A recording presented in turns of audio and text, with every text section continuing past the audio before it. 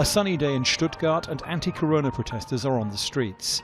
They believe their fundamental freedoms are under threat, not from the virus, but from the measures in place to prevent it worsening.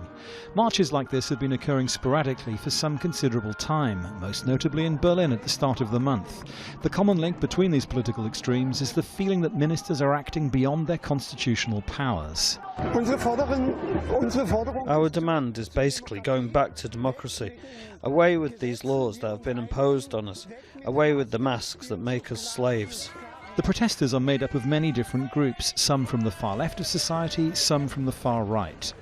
One author says what unites this otherwise disunited group is a deep distrust of what they regard as mainstream politicians, mainstream media and mainstream science. These people are kind of lost for a normal debate because they don't believe in scientific facts anymore, and as we all know, it's impossible to do like virologist experiments in your home kitchen to prove it, kind of. So this is a very troubling situation, especially in a pandemic.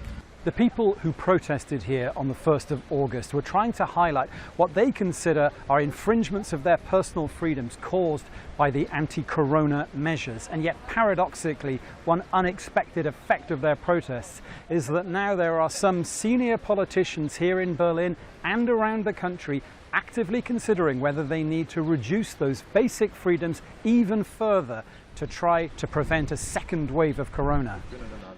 Certainly, in the state which has suffered the most infections and deaths, the authorities face an ethical dilemma. We want to protect people's freedom to express themselves, but they need to respect the social distancing rules and wear masks. They're promoting nonsensical messages, but if the rules are broken, this cannot be accepted. The ministerial mantra during this pandemic has been to follow the science, to trust that the experts who advise them know best. Opinion polls suggest the vast majority of Germans agree, but some among the minority who don't are taking to the streets to show it, whatever the consequences of their actions. Dominic, Kane, Jazeera, Berlin.